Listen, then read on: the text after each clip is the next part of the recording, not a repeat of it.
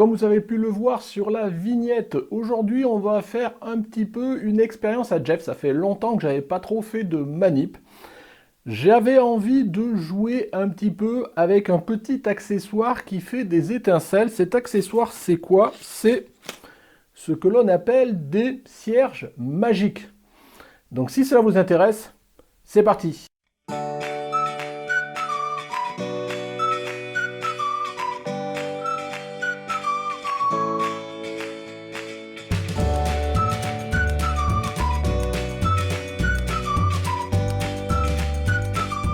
Bonjour, bienvenue sur Jeff Photographie. Donc aujourd'hui une petite expérience à Jeff. J'ai appelé ça un tuto, vous appelez ça comme vous voulez. J'ai fait quelques manips pour essayer de voir ce que ça pouvait donner. Et comme d'habitude, j'essaie de vous les retranscrire pour vous donner des idées de choses à faire. En l'occurrence aujourd'hui, comme je vous disais en introduction, on va jouer avec un cierge magique. C'est quoi un cierge magique? Eh bien, vous avez déjà dû en voir, ça vous parlera. C'est des choses qu'on peut mettre sur des gâteaux d'anniversaire, ce genre de choses, qui fait des étincelles. Je vais vous montrer comment ça fonctionne. Hop. Alors, il faut le tenir, il faut faire attention quand même, c'est du feu, c'est des étincelles. Voilà, donc...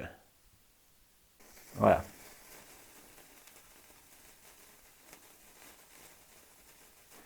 Vous voyez un petit peu tout ce jeu d'étincelles. Donc l'idée c'était de jouer avec ces étincelles-là pour essayer de, ma foi, de faire quelques essais de photos, quelques essais de composition et voir si ça pouvait rendre ou pas. À vous de voir en fonction de forcément de vos affinités, de ce que vous avez envie de faire et si vous avez envie d'essayer ou pas ce style de manip. Donc vous voyez, il faut aller assez vite parce que ça se consume en une dizaine de secondes. Voilà, donc à mettre dans de l'eau. Voilà, donc j'ai essayé de faire une petite manip. Vous avez au premier plan mon appareil photo. Ici, j'ai mis sur ma petite table maintenant traditionnelle un cierge magique qui, pour le faire tenir tout seul, je l'ai planté, vous voyez, dans un cul de citron. Comme ça me fait un petit socle dans lequel je peux planter les petites tiges, parce qu'en fait, c'est une petite tige en fer, donc ça tient bien. L'idée, c'est de prendre la photo après du cierge qui se consume. Alors là, l'idée, c'est pas de faire de la photo haute vitesse, bien au contraire. En fait, le style de photo, ça s'apparente plutôt à de la photo de feu d'artifice. Donc, globalement, on va faire une pause longue. Moi, dans les réglages que j'ai fait, j'en suis à f8, histoire d'avoir une profondeur de champ correcte, d'autant que vous voyez, je suis à 50 cm, 200 ISO et 1 seconde. Donc vous voyez, l'idée c'est qu'on ait le temps de figer les étincelles qui partent dans tous les sens, un peu vraiment comme du feu d'artifice. J'avais dû faire un tuto feu d'artifice il y a très très longtemps, si je le retrouve, je vous le mettrai là par ici. Donc l'idée c'est bien ça, donc on va essayer. Alors il ne faut pas hésiter à faire quelques photos, sachant que sur des pauses d'une seconde, vous voyez, sur le temps que le cierge il se consume, vous avez 7, 8 photos à faire maximum. Charge à vous après à voir en post-développement si vous en avez des bonnes ou pas des pas bonnes. Et de recommencer, en fonction de votre config, peut-être le temps de pause sera plus long ou plus court en fonction de, aussi de ce que vous aimez faire et de comment vous pouvez configurer. Accessoirement, des cierges magiques, ça se trouve un peu partout dans les commerces, ça coûte vraiment pas cher. Moi j'en ai acheté 30 ou 40 pour 4 euros, je crois, un truc comme ça. Donc vraiment, ça coûte pas cher. Voilà, ça coûte rien d'essayer de faire des expériences et de voir si ça vous va ou pas au final. Voilà, donc j'ai fait au préalable la mise au point manuelle sur mon cierge magique là. Donc je vous disais F8, 200 ISO, 1 seconde. Bon, là, je vais faire des photos qui vont pas compter, parce que forcément, j'ai la lumière là, donc ça joue pas. On est censé faire ça dans le noir. Voilà, et puis, limite, je vais essayer de le faire dans le noir aussi. Je sais pas si vous me verrez pendant ce temps-là. Donc, on y va. Donc, je prends ma bougie, mon allumette. Je vais éteindre la lumière. On va voir si vous me voyez un petit peu dans le noir. Ça sera tout bénef.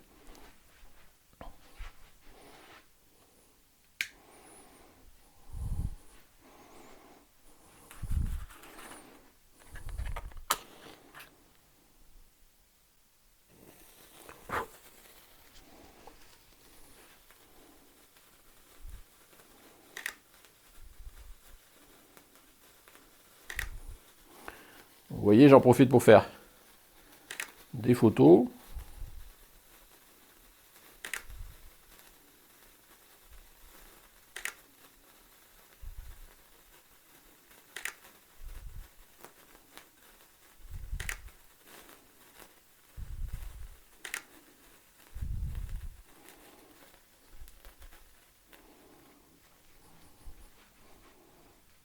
Voilà, ça c'est déjà consumé. Vous voyez, j'ai fait 4-5 photos, j'aurais pu en faire une ou deux de plus. L'idée, c'est de vous montrer. Pour la manip, vous voyez, c'est assez sympa. Je pense que, voilà, je vous dis vraiment, c'est assimilable à un mini feu d'artifice que vous avez dans votre salon, dans votre chambre, dans votre ce que vous voulez. Voilà. Donc maintenant, ce que je vous propose, c'est qu'on se retrouve sous Lightroom pour que je vous montre un petit peu les quelques photos que j'ai pu faire. Et vous verrez qu'on ira un petit peu plus loin. On va pousser jusqu'en Photoshop pour voir comment on peut profiter de ces photos qui, si on veut passer outre de juste avoir une bête photo d'étincelle, on peut essayer de faire de la composition et faire appel à votre créativité, je vais dire, pour essayer de faire des choses un peu plus avancées, typiquement comme vous avez pu le voir sur la vignette. Alors on se retrouve sous Lightroom pour vous montrer les quelques photos que j'ai pu faire, et vous avez vu, ça n'a pas pris beaucoup de temps pour faire ces photos-là. J'en ferai, je pourrais en faire d'autres, mais bon, à la limite, on va se contenter de ça pour l'exercice. Donc vous avez devant vous, par exemple, voilà, un exemple type de photo qu'on peut avoir. Vous voyez, j'en ai d'autres, donc au fur et à mesure du fait que le cierge se consume. Donc vous voyez, c'est vraiment assez sympa. Donc vous voyez, on a vraiment le rendu qu'on peut avoir comme si on photographiait un feu d'artifice. Donc après, charge à vous de développer en fonction de ce que vous voulez comme rendu, de jouer avec du fond, ce genre de choses. Moi, ce que j'ai voulu juste jouer avec, voilà, comme je vous disais, si j'avais un feu d'artifice. Et qui dit feu d'artifice, si vous voulez aller un peu plus loin, dit souvent couleur. Et vous pouvez, si vous voulez, colorier un petit peu votre photo simplement.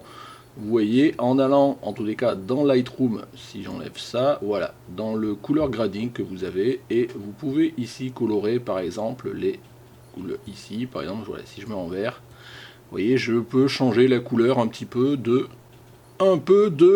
fond de toutes mes étoiles, donc, enfin, de mes étincelles, ce genre de choses. Donc, je vais le remettre à là. Donc, globalement, ce que je me suis dit, c'est que je pouvais peut-être essayer de faire des rendus simples, des rendus de couleurs, et vous voyez, ma foi, j'ai fait 3 rendus de couleurs différentes. Un petit peu rosé, un petit peu rouge aussi, et un qui tire un petit peu vers le vert. En soi, il n'y a pas grand chose de plus à faire, sauf si vraiment vous voulez un peu trafiquer tous ces trucs là, mais moi dans Lightroom j'aime bien faire des choses simples.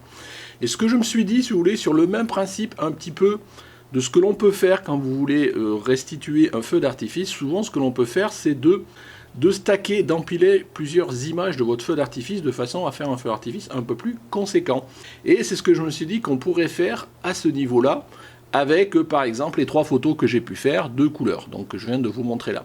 Donc pour faire ça, on ne pourra pas le faire sous Lightroom, donc je vous propose de vous retrouver sous Photoshop pour vous montrer comment, en tous les cas, moi, j'ai essayé de faire quelques essais pour faire quelques effets, ma foi, qui peuvent être sympas. Après, c'est pas exhaustif, donc on se retrouve sous Photoshop.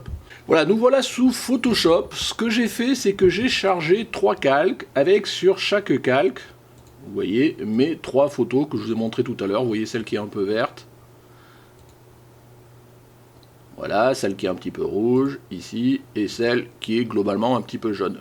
Et donc, l'idée maintenant, c'était de voir comment empiler ces photos-là pour essayer d'avoir un résultat, ma foi, qui peut se prévaloir d'artistique. Je ne sais pas si c'est artistique, mais enfin, pour essayer de faire un peu plus avec la matière que l'on a là. Donc, si vous sélectionnez les 3 calques sous Photoshop, alors moi je ne suis pas un grand spécialiste, hein, et j'ai essayé plusieurs essais, vous voyez, obscurcir, ici densité plus, éclaircir, superposition, incrustation, vous voyez, ça vous donne des rendus qui peuvent être différents en fonction de vos goûts. Et j'ai trouvé que, ma foi, vous voyez, si je faisais un rendu d'empilement qui est ici couleur plus claire, voilà, ça me permet d'empiler, vous voyez un peu ce que je vous dis, façon feu d'artifice, d'empiler les 3 photos, et le fait d'avoir des photos de couleurs différentes, et bien ma foi, ça permet d'avoir un rendu qui peut être un petit peu sympa et un petit peu coloré. Voilà, ça va un petit peu plus loin que juste la photo de cierge avec ces étincelles qu'on a pris tout simplement. Là, on essaye d'aller de quelque chose d'un peu plus compliqué.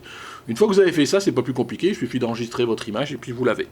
Un autre rendu que l'on peut avoir, et vous avez dû le voir sur la vignette, là on est dans quelque chose d'un peu plus abstrait, mais c'est toujours vraiment à partir de la photo, j'ai rien rajouté, j'ai rien modifié, j'ai juste traité des photos différemment.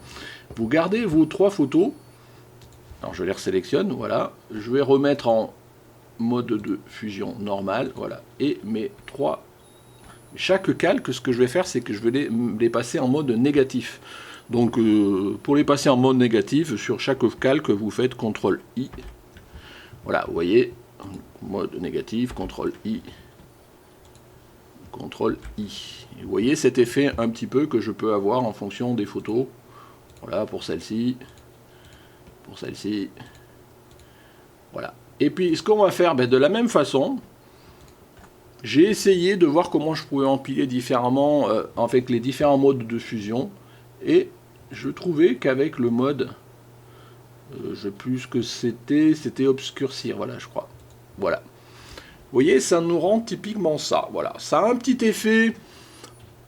On aime, on n'aime pas. Voilà, après vous n'êtes pas obligé de le faire, mais moi je trouvais, ma foi, que ça faisait un petit côté graphique assez sympa. Et c'est une autre façon aujourd'hui aussi de mettre en évidence et de développer vos photos. Derrière ça, il n'y a jamais que 3 photos que vous avez prises, c'est vous-même qui l'avez fait. C'est une autre façon d'avoir un rendu un peu plus artistique. Alors certains aimeront, certains n'aimeront pas, mais voilà, c'est juste pour partager avec vous certains essais et certaines réflexions que j'ai pu faire pour arriver à ce résultat et à ce résultat que j'ai eu tout à l'heure. Voilà, vous avez pu voir les photos sous Lightroom, le fait qu'on puisse les colorer éventuellement, le fait qu'on puisse éventuellement les assembler sous Lightroom, soit en mode négatif ou pas, charge à vous de voir. Voilà, essayez, je veux dire, moi souvent j'essaye dans Lightroom de voir ce que ça fait. Là même j'avais essayé de voir quel est le mode de fusion qui rendait le mieux par rapport à ma sensibilité. À vous de voir comment vous voulez faire ça avec Photoshop, ce genre de choses. Donc pour résumer globalement, je vous montre ici une photo brute, une photo toute simple.